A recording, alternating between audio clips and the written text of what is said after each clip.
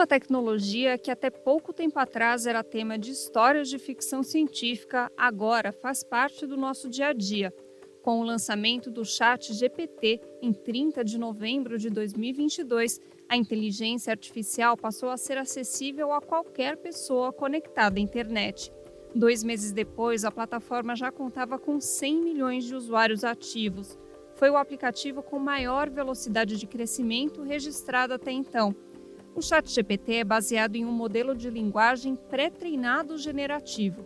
Segundo definição da própria OpenAI, empresa proprietária do ChatGPT, ele foi projetado para entender e responder às perguntas e instruções do usuário, aprendendo padrões a partir de grandes quantidades de informações, incluindo texto, imagens, áudio e vídeo.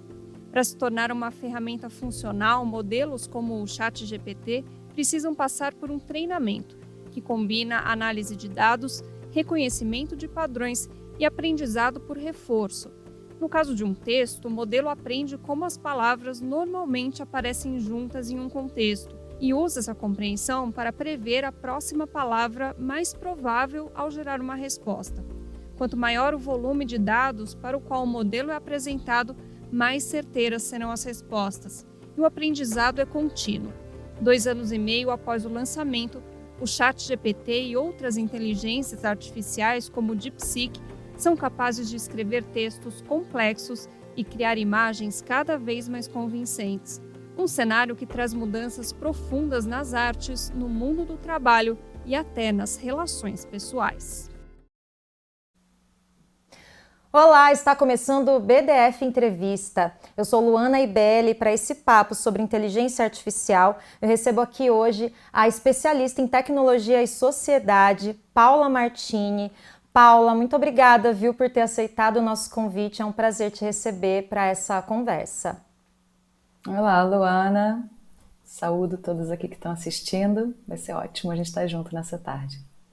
Vamos embora então. Paula, eu queria começar o nosso papo falando de uma das polêmicas mais recentes sobre essa questão de inteligência artificial, que foi essa trend do estúdio Ghibli, onde as pessoas colocavam ali imagens no ChatGPT para serem transformadas em desenhos no estilo tão marcante do estúdio. Isso revoltou muitos artistas, muitos especialistas que falaram em apropriação, roubo de direitos autorais também e até uma violação de princípios. Afinal, o criador do estúdio Ghibli, o Hayao Miyazaki, ele sempre foi um crítico feroz da inteligência artificial. Inclusive, ele chegou a dizer que a IA é um insulto à própria vida. E aí, Paula, eu te pergunto se você acompanhou, né, esse debate. O que te chamou mais atenção em toda essa polêmica? Isso é ótimo. A gente, quando vê um fenômeno acontecer que chega a muitas pessoas, eu acho que, no fim das contas, acaba sendo positivo porque levanta perspectivas de pensamento crítico, né? Ou eu espero que levante. E eu acho que o que me chamou a atenção nesse fenômeno aí da ghiblificação das fotos, das imagens das pessoas, foi que nos jogou à tona a informação de que todo esse ferramental, toda essa tecnologia emergente que chegou, ela está sendo usada sem uma percepção mais ampla. Então, o que nos é vendido enquanto sociedade é a comodidade, é a conveniência, é o que vai nos trazer algum grau de satisfação mais superficial, quando, na verdade, tem camadas muito profundas. Você trouxe aqui a questão dos direitos autorais, ou seja, a propriedade intelectual, né? Como que é para você treinar esse modelo para que ele comece a manejar as imagens existentes para transformá-la com uma estética específica. Estamos falando aqui do Estúdio Ghibli, mas isso você pode colocar para ser criado algo com inspirações em Van Gogh, com inspirações de outros artistas. Estou falando aqui de imagem, estou falando de música, de audiovisual. Você pode pedir um roteiro nos moldes de Quentin Tarantino. Enfim, tudo isso hoje é algo muito acessível, é plenamente acessível, é gratuito, existem várias ferramentas que, se não são gratuitas, existem formas de serem acessadas gratuitamente. E, basicamente, caiu tudo isso na mão da sociedade, na mão de todos nós, sem uma perspectiva mais ampla. E o que eu acho legal da gente usar um fenômeno desse para problematizar é como que isso impacta, por exemplo, na questão do abastecimento do banco de dados que faz essa transmutação em Estúdio Ghibli. Eu estou fazendo uploads ali, por exemplo, de imagens pessoais de cada um de nós. A gente, aqui nesse caso, foi a foto do Stuckert, estou vendo aqui junto com vocês, da posse do presidente Lula. Então, mas eu posso também colocar a foto do meu filho de 11 anos de idade, eu posso colocar imagens que não necessariamente seriam públicas e que estão sendo usados para treinar uma IA.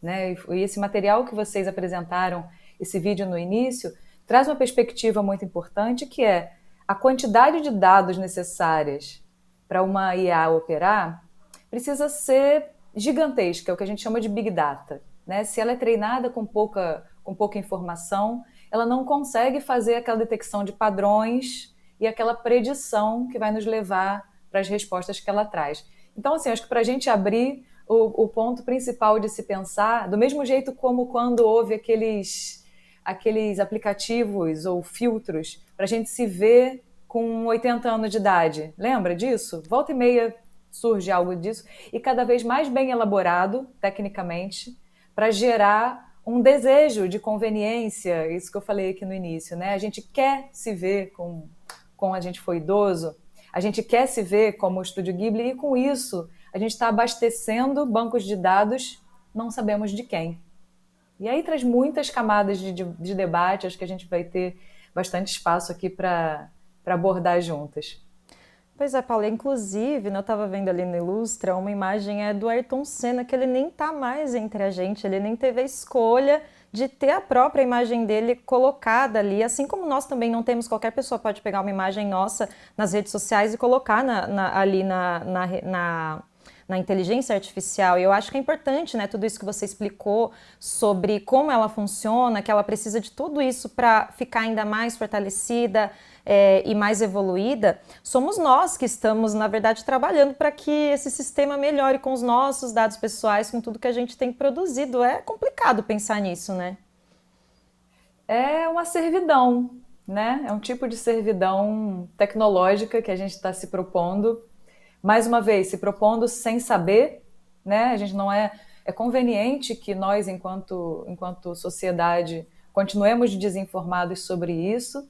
E meu trabalho, basicamente, é o que a gente chama de letramento digital, como que a gente ganha repertório e pensamento crítico para fazer melhores escolhas. Não é deixar de usar, muito pelo contrário, né? Quem pode deixar de usar hoje, sei lá, o WhatsApp? Ah, mas o que eu coloco ali Tô botando dinheiro na mão do Mark Zuckerberg. A gente vai conseguir trabalhar eventualmente? Muitas pessoas não vão conseguir, ou tem pessoas que vivem de trabalhar no digital, então vão precisar sim usar as plataformas, né, como por exemplo Instagram, TikTok, Facebook. Então assim, o meu ponto não eu acho que isso aqui seria totalmente fora da realidade. A nossa realidade hoje estamos interligados, né, pessoal e profissionalmente, com essas plataformas. E existem dois caminhos, duas vertentes importantes que precisam ser olhadas, né? Uma é a educação, que é isso que a gente está conversando agora, como que a gente se educa, né, para ter algum tipo de abordagem de melhores escolhas.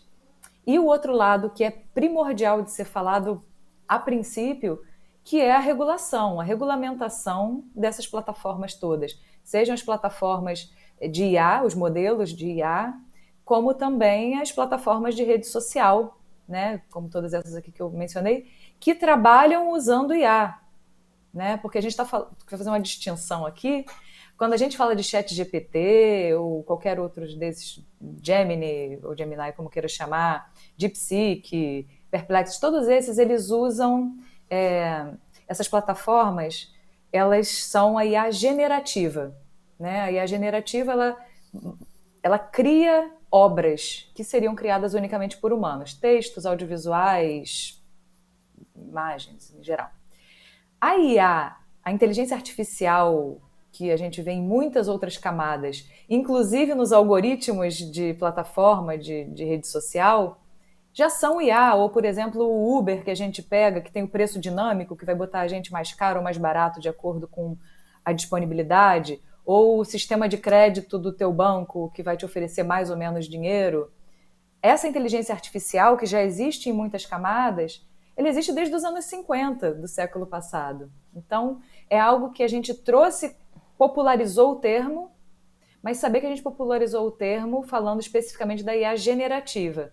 Mas as outras IAs, como, por exemplo, a inteligência artificial, que é o código, né, que faz ali a gestão dos algoritmos do que vai receber ou do que a pessoa não vai receber de informação nas redes sociais, é também inteligência artificial. Então, fazendo essa distinção, porque ambas estão no nosso cotidiano, ambas têm a ver com receber muita informação, receber um banco de dados, expandir o banco de dados para poder funcionar, e com isso a gente cai em questões como autoria, como privacidade e tudo isso. Pois é, eu queria falar justamente disso, Paula. Você tocou num ponto que é a educação. Você é especialista nisso, em letramento digital. Falando especificamente das IAs generativas, existem dados, o que você ensinaria, daria de dica para a gente? O que a gente precisa tomar cuidado de colocar nesses bancos de dados? Porque eles têm um lado positivo ali, às vezes você tem uma folha em branco que você precisa preencher, ela dá uma ideia ali de um texto para você começar, por exemplo. Agora, outros dados mais importantes, checar informações, até dados sensíveis, são mais complicados. Então, o que você diria para quem está usando essas redes sociais? O que a gente precisa ter cuidado de colocar nessas IAs generativas? Bom, a gente está falando aqui de duas coisas, o que eu coloco para dentro e o que eu recebo. Quanto ao que eu coloco para dentro, eu preciso informar que tudo que a gente imputa, né, tudo que a gente coloca ali como informação para pedir algo para IA, isso tudo vai parar no banco de dados do dono dessa IA. Né? No caso aqui do ChatGPT, a OpenAI, cada um tem seus donos. Então, isso já é algo importante de se saber. Quando a gente lida, por exemplo, no trabalho com a IA, a gente tem que saber que se eu estiver colocando dados sensíveis da empresa ali, esses dados já deixam de ser sigilosos, eles já estão disponíveis e vão servir como matéria-prima para treinar respostas outras que a IA vai dar para outras pessoas. Isso é muito importante de se saber. Ou quando eu subo a foto do meu filho para fazer um negócio. Isso é o que eu coloco para dentro. Agora, sobre o que eu recebo, tem um outro ponto de atenção muito importante, que é as IAs, elas nunca vão responder que não sabem. Não sei se, né, cada um de nós que está aqui assistindo já notou isso. Ela sempre vai responder com muita assertividade e com muita propriedade, ainda que ela esteja alucinando, que é um termo que a gente usa. Né? Então, saber que aquilo ali não é um mecanismo de busca tradicional, o compromisso com a acuidade, o compromisso com a veracidade é bem gelatinoso. Então, tudo que a gente recebe de volta da IA precisa passar por um processo de checagem. E isso é muito fácil de detectar, porque eventualmente você recebe um material e fala, não, isso aqui está super inconsistente, está dizendo que eu sou psicólogo, eu não sou. Porque é algo que está sendo capturado a partir de bancos de dados. Né? Teve um caso interessante, a Google assinou um contrato com o Reddit, que é um fórum, para treinar a IA. Né? De onde eu posso pegar o material que vai abastecer o meu modelo? Aí fez um contrato de parceria de conteúdo com o Reddit. Só que o Reddit, quem usa sabe que é um fórum que tem muita galhofa envolvida, né? Um fórum que as pessoas escrevem ali meio de zoeira, coisa. E aí o que resultou? Você colocava ali no Google, né, na IA do Google, que era vinculado à busca, como eu faço pro queijo da minha pizza não ficar descolando? Aí você perguntava isso, e a resposta que veio foi: você pode colocar até 2 colheres de chá de cola plástica branca para que o queijo ganhe mais textura e não desgrude da sua pizza. Então, isso aconteceu, tá, gente? Já, obviamente, saiu do ar, mas e chega a ser uma piada, no fim das contas. Mas é para a gente visualizar que o que a gente recebe de resposta vai ter muito a ver com o que abastece esse banco. Olha, um outro ponto fundamental em toda essa discussão são as transformações no mundo do trabalho. O banco Goldman Sachs prevê que metade dos empregos podem ser totalmente automatizados até 2050. Historicamente, as inovações tecnológicas impactaram empregos de baixa qualificação. Por exemplo, Com a automação nas fábricas, profissionais que executavam tarefas mecânicas, como apertar parafusos ou soldar peças, perderam seus postos de trabalho, ao mesmo tempo em que foram criadas vagas para profissionais qualificados que operam as máquinas. Com o advento da inteligência artificial, empregos de alta qualificação estão em risco. A nova tecnologia pode criar e tomar decisões. Profissionais nas áreas de publicidade, entretenimento, jornalismo e no mercado editorial já sentem o impacto do uso da IA e veem suas habilidades conquistadas em anos de estudo e prática se tornando desnecessárias frente a ferramentas como o ChatGPT. No ano passado, o bilionário Elon Musk, uma das figuras mais poderosas do Vale do Silício, afirmou que nenhum de nós terá emprego. O contexto em que a fala foi feita, uma conferência sobre inteligência artificial. Que a nova tecnologia já está mudando o mundo do trabalho e que essa transformação deve ser cada vez mais acelerada é um fato. Mas o mundo pode passar por um fenômeno de desemprego em massa? Pois é, quem não se fez essa pergunta nos últimos 2 anos? Será que o ChatGPT vai tirar o meu emprego? Olha, Paula, eu que sou jornalista e vivo das palavras, vivo da escrita, eu me pergunto isso. E muitas pessoas também se perguntam. Então, fica essa questão, né? Existem profissões que estão em risco com esse advento das IAs e como elas estão funcionando nesse momento? Potencialmente tem uma possibilidade de serem espremidas dentro dessa transformação que a gente está vivendo, sim. A gente, por exemplo, quando pensa em usar uma IA para o trabalho, para nós mesmo aqui no 2025, né? O ideal é que nós, enquanto profissionais, possamos estar, educados e atualizados sobre como fazer um melhor manejo delas, né? O que significa isso? Aprender a fazer um bom prompt, por exemplo, né? Porque a gente saiu de uma era das respostas para a era da boa pergunta, né? A resposta agora é um commodity.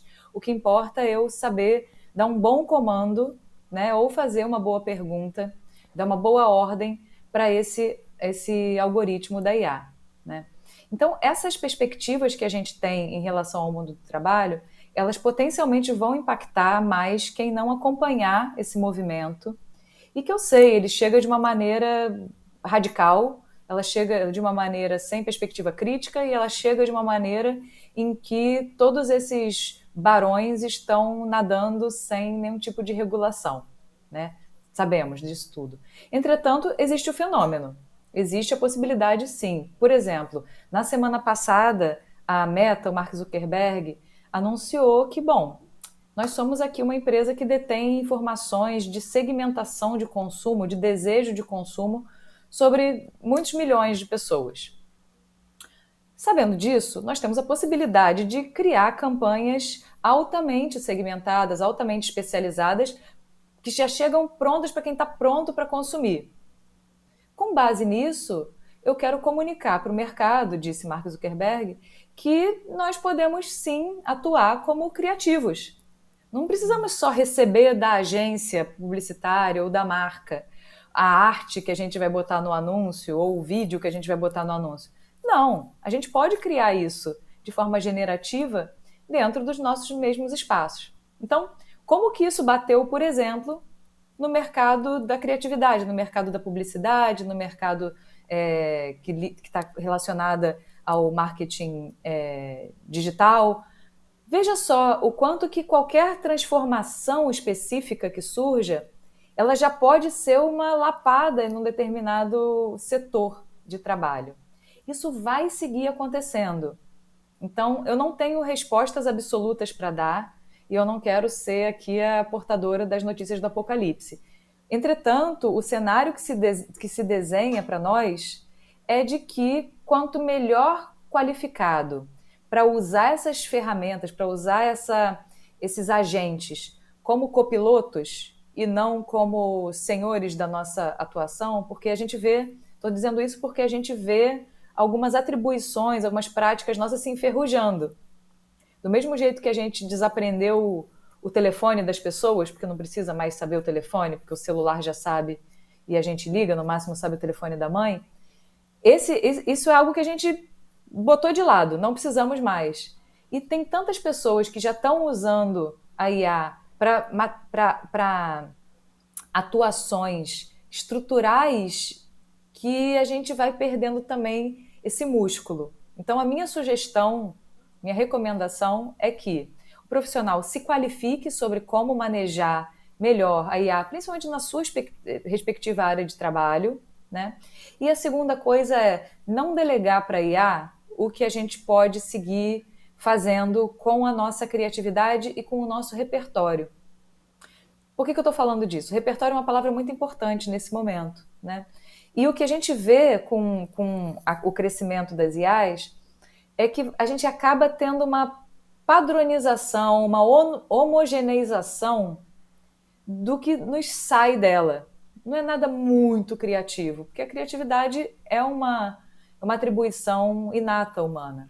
Então, para a gente não se tornar mais obsoleto do que já estamos nos tornando, o que eu incentivo é que a gente possa trabalhar o nosso repertório, a nossa criatividade. E o que a gente pode falar sobre repertório e criatividade se a gente está passando o dia, passando o dedo ali de maneira pouco crítica, vendo um monte de porcaria, brain rot também, tem que falar um pouco sobre isso, esse apodrecimento cerebral que a gente está passando. Então, o que nós, enquanto profissionais, enquanto sociedade, estamos fazendo para preservar o que nós temos de mais humano, que é a nossa capacidade de ser criativo?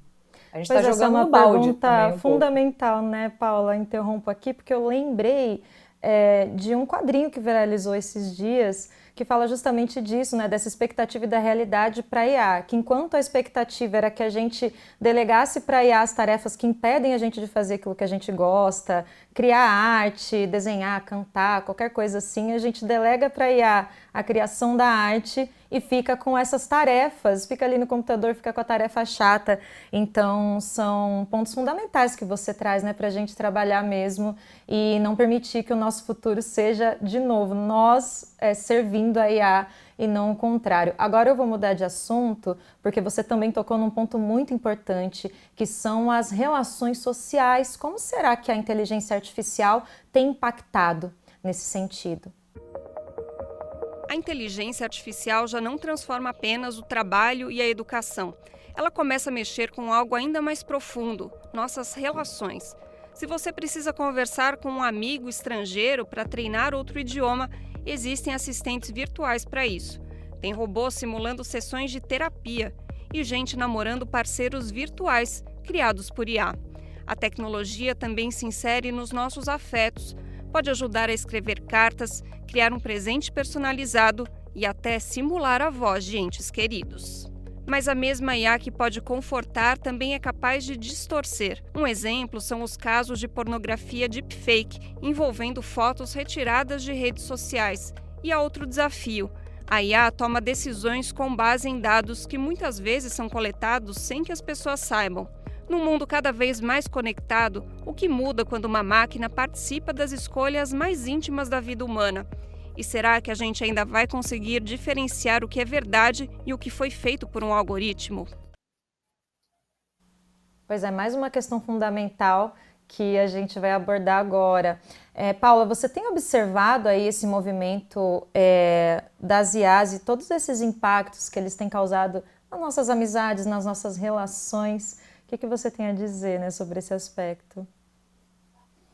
Bom, a gente está no que está sendo nomeado como uma epidemia de solidão, né? Cada vez mais os nossos contatos e relações interpessoais estão sendo menor, né? De menos quantidade e mediadas pela tecnologia. Então, primeiro que fica aquela falsa sensação de presença, né? Ah, falei com esse meu amigo uma vez, dentro de um ano, por uma mensagem de WhatsApp, e a gente considera que esteve com essa pessoa, né? Então, acho que o que a gente está vivendo agora, principalmente depois da pandemia, que foi quando a gente se colocou nessa relação mediada por telas, é que uma noção de estar só ficou um pouco mais difícil da gente detectar. A gente pode estar super só e se sentindo muito acompanhado por aquelas mediações por tela. Agora, e quando a tela é mediadora da nossa relação com uma IA, que veio nesse conteúdo que foi passado aqui agora? a gente tem esse fenômeno de muitas pessoas usando a IA como companhia, né? É um fenômeno que já está sendo super estudado. Porque é isso, você vai ter ali uma interlocução com uma IA que se finge humana, né? Isso também é super perigoso. Posso falar aqui de casos complexos em relação a isso, como, por exemplo, o adolescente de 14 anos, que era muito amigo de uma IA que usava através do aplicativo Character.ai.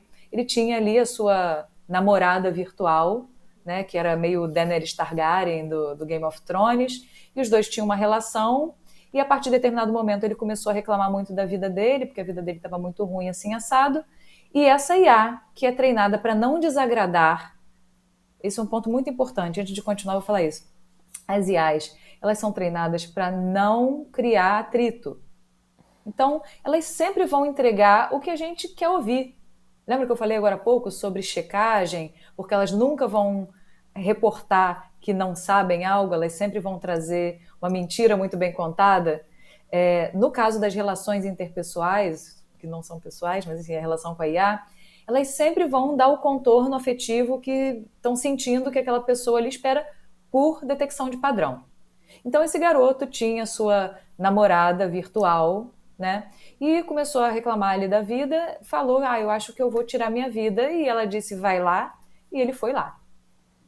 E aí temos aqui um adolescente de 14 anos se suicidando a partir disso. Quem assistiu o filme Her, né, Ela, que é um filme de 15, 16 anos atrás, já traz essa realidade, é com River Phoenix, eu super recomendo esse filme, porque é uma pessoa que passa a se relacionar. E eu acho que o ponto principal dessa epidemia de solidão que a gente está vivendo é que a gente tem agora a possibilidade de não ficar só, de ter um interlocutor que só vai falar o que eu quero ouvir.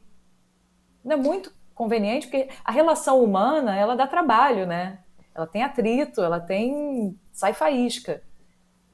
Talvez nessa nossa cultura de que a gente está sendo agradado o tempo inteiro com doses cavalares de dopamina, porque a gente fica ali, né, mais uma vez, passando o dedo no celular e só vendo conteúdos que a gente já vai gostar, porque o algoritmo conhece muito a gente, o algoritmo, lembre-se, é uma IA. Então a gente está ali numa sociedade muito desacostumada ao desagrado. As plataformas não querem que a gente se desagrade. Então se eu estou ali no Instagram, ela vai sempre me entregar coisas que me deem vontade de ficar lá. Não vai trazer uma opinião diferente da minha, não vai me expandir muito para algo diferente do que eu já gosto. E aí a gente está dentro de uma bolha, que é uma caixa de ressonância em que a gente só vê e escuta coisas que a gente já conhece, já gosta, quando na verdade o grande crescimento é quando a gente se depara com o diverso, com o diferente. Mas isso não é conveniente para as plataformas, porque por ser desagradável estar em contato com algo que me dá algum tipo de atrito, eu posso ter vontade de sair. E se eu saio do Instagram e vou para o TikTok, por exemplo, eu já estou indo para a casa do concorrente. Porque se eu sou o produto, se a minha atenção é o produto que o Instagram vende para os anunciantes, se eu sair dali e for para o concorrente dele, que é o TikTok que vai vender a minha atenção para o concorrente, para o cliente dele. Então essa concorrência faz com que, em função dessa economia da atenção, não seja conveniente mostrar para o usuário qualquer coisa que saia de um lugar de normose, um lugar de conveniência, de agrado. Então isso se reflete, Paula, aí eu peço, né, também, como você trouxe. Eu entro nessa conversa aqui pensando também no aspecto muito preocupante disso tudo, que é o poder de decisão dessas ferramentas. Porque quando surgiu o rádio, surgiu a TV, várias outras tecnologias, a gente sempre ficava se perguntando o que isso podia trazer de consequência, mas essas tecnologias não tinham esse poder de decidir, como você trouxe nesse exemplo, a máquina faz ali uma decisão por você. E isso é um risco também, a gente está colocando muitas decisões que deveriam ser nossas, de responsabilidade nossa, de lidar com a nossa dor também, para essas inteligências artificiais, e quais são os riscos disso? Bom, a gente está vivendo o que a gente chama de pós-verdade, né? Eu acho que é importante também falar sobre isso, porque como a gente está ali consumindo informações o tempo inteiro, a gente já não pode mais discernir se elas são reais ou não. Pode ser uma história muito bem contada, né? a base do que a gente está vivendo agora, que aí a gente tem a questão dos deepfakes, das fake news e tudo isso, se dialoga com a nossa incapacidade crescente de saber o que é real ou não. Isso eu posso fazer um paralelo muito tranquilamente com a situação essas companhias digitais, né? As IAs que são acompanhantes. Eu começo a entrar numa frequência que eu já não consigo mais discernir se aquele agente ali que eu estou conversando é real ou não, porque vai entrando em camadas. Conforme eu vou conversando com esse agente, ele vai conhecendo mais sobre mim, né? Naturalmente. E ao conhecer, ele já vai entregar conversas que já dialogam com o que eu gostaria. Tem muitas IAs sendo usadas, inclusive, como psicólogo. Isso aí é um fenômeno claro. Mais uma vez, infelizmente, a saúde mental pública, né, ela é algo que não é muito popularizada, nem todo mundo vai conseguir ter a atenção profissional para cuidar de sua saúde mental. Isso eu acho que é importante a gente também fazer recortes aqui socioeconômicos. Entretanto, a gente vê, mesmo dentre as pessoas que têm a possibilidade de arcar com um apoio terapêutico, que é feito de forma humana por um profissional de psicologia ou de psiquiatria, está usando essas ferramentas, esses modelos, né, essas IAs, para serem suas psicólogas. E aí, gente, mais uma vez, a IA ela é feita para nos trazer as verdades que a gente gostaria de ver. Então, tem isso. Isso vai reverberar também na chamada busca generativa, que eu não sei se é um assunto que a gente vai conversar hoje, mas eu gostaria de trazer, porque a nossa forma de buscar as coisas, ela vai mudando. Hoje em dia a gente está buscando no ChatGPT. As gerações... Bom, quem é um pouco mais velho busca no Google, mas quem tem um pouco menos de idade já não busca mais no Google, busca no TikTok. E agora a gente busca no ChatGPT, que não tem compromisso com a acuidade. Vai sempre responder o que achar que deve. E a busca generativa, ou seja, a busca feita em IA generativas, ela tem essa característica. Ela vai nos trazer respostas que se alinham com o que a gente gostaria de escutar. Paula, Qual inclusive, é o risco você disso? falando disso, eu lembro aqui que hoje, quando a gente entra no Google, a gente às vezes nem tem a opção de buscar a resposta, porque o Google coloca direto a resposta que vem da IA. Então ele já gera ali uma busca que você percebe que é de inteligência artificial e não era nem isso que a gente estava querendo. Eu quero fazer a minha busca. E isso é muito preocupante, né, também. Então acho que a gente realmente está falando aqui que não existe uma escolha, mesmo que você queira fazer um outro padrão de busca, as plataformas estão cada vez mais trazendo isso e empurrando essa realidade. E aí eu quero entrar num outro ponto aqui, que é a questão da regulação, que vai justamente mudar e garantir que a gente consiga ter um pouco de segurança no uso dessas tecnologias. Governos e organizações no mundo todo têm discutido como regulamentar a inteligência artificial. Em março de 2024, o Parlamento Europeu aprovou a primeira lei do mundo voltada exclusivamente para essa tecnologia. O texto proíbe alguns usos de alto risco, como o reconhecimento facial em tempo real em espaços públicos, e exige mais transparência de ferramentas de IA generativa como o ChatGPT. No Brasil, um projeto de lei sobre o tema foi aprovado no Senado e deve seguir para tramitação na Câmara dos Deputados. O texto prevê uma classificação dos sistemas de IA de acordo com o risco, abrangendo áreas como direitos autorais, privacidade e segurança. O debate acontece em meio a disputas entre o interesse público e a pressão das gigantes da tecnologia. Enquanto isso, as empresas continuam investindo pesado em novas aplicações, como robôs domésticos mais sofisticados, carrinhos de bebê que se dirigem sozinhos e espelhos virtuais que diagnosticam doenças. Se a tecnologia é cada vez mais presente e inescapável, as decisões de hoje vão definir se teremos um futuro distópico ou um mundo facilitado por novas ferramentas. Pois é, futuro não é imaginação, futuro é construção, são as escolhas que a gente faz nesse presente. E aí, Paula, eu acho que a questão da regulação tem tudo a ver com isso, com essa construção que a gente está fazendo agora para um futuro que não está no horizonte dos nossos netos, é um futuro que está chegando para a gente. Então, como que a gente pode avaliar isso, né? Bom, a legislação, a regulamentação, ela sempre vem atrás da prática social, né? Isso é histórico. Entretanto, como essas transformações do agora, elas têm impactos muito radicais na sociedade e tudo muito, muito, muito ligeiro, como nunca foi antes, a gente tem uma defasagem aí, né, entre o que está acontecendo e a gente tem algumas dificuldades, como, por exemplo, o uso de dados para treinamento desses modelos são dados, às vezes, raspados da internet, né, chama de scraping.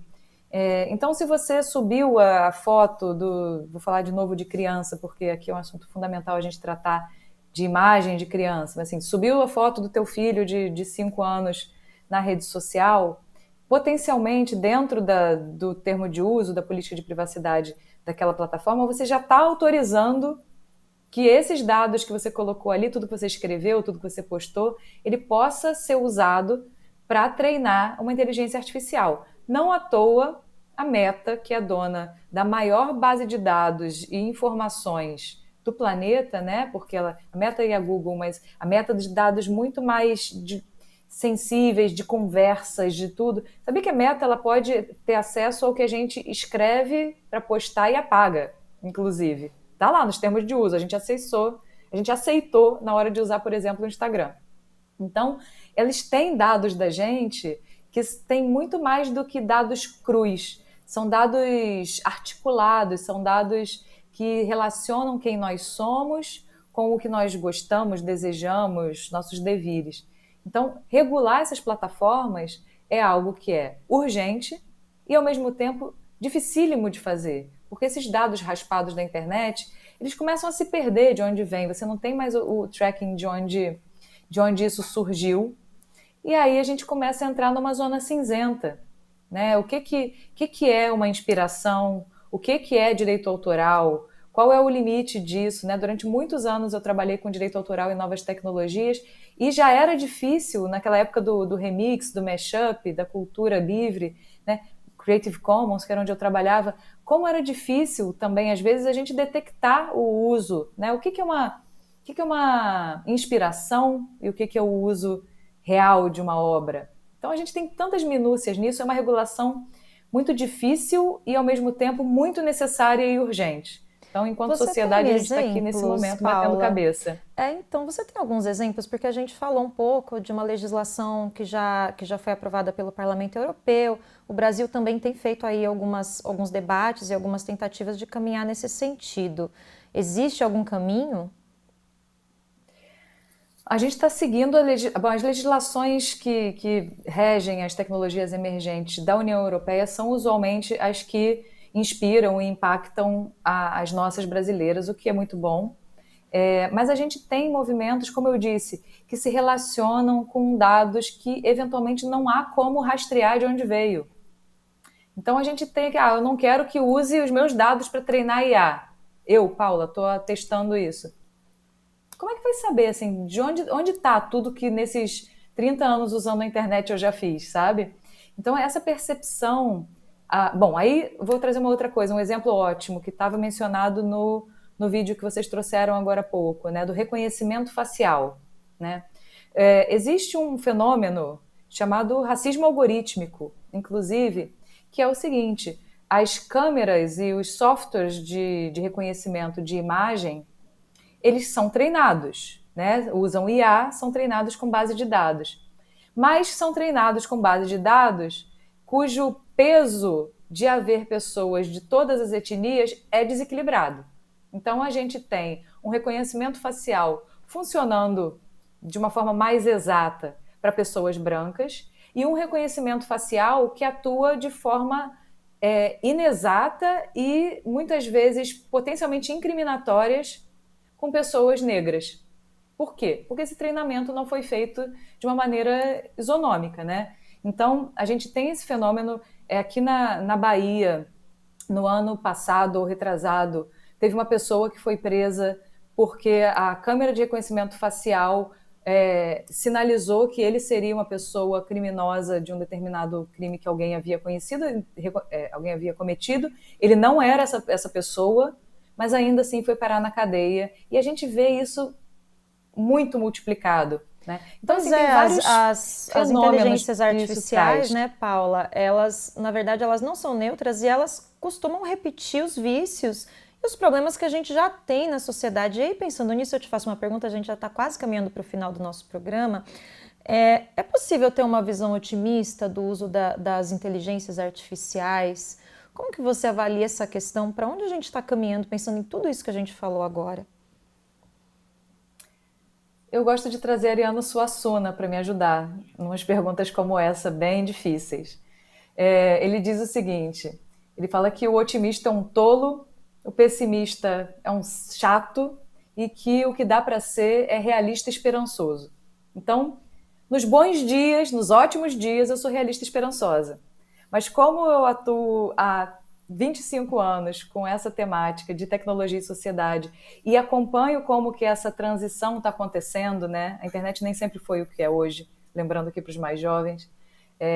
Saber que isso tudo aconteceu e onde a gente chegou e para onde está apontando, eu sinceramente passo muito longe de ser otimista, passo bem mais perto de ser pessimista e nos ótimos dias eu estou realista e esperançosa.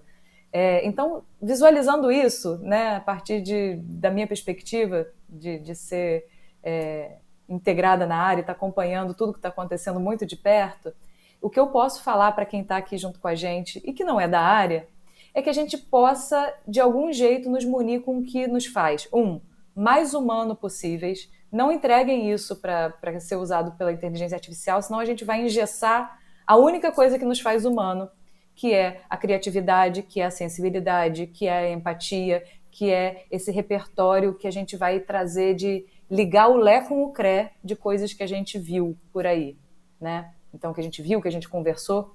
Isso é genial. E a gente está jogando isso no balde porque a gente está o dia inteiro pendurado no celular, porque é feito para a gente ficar pendurado, por design, por psicologia comportamental aplicada naqueles botões todos, naqueles ferramentais, é feito para a gente ficar enganchado. E a gente está o dia inteiro passando ali o nosso tempo no celular. Inclusive, se a gente passar 4 horas por dia passando ali, vendo qualquer coisa, que a gente, na verdade, depois nem lembra mais o que viu, se a gente passar 4 horas por dia fazendo isso, ao final de 1 ano, a gente passou 2 meses fazendo isso.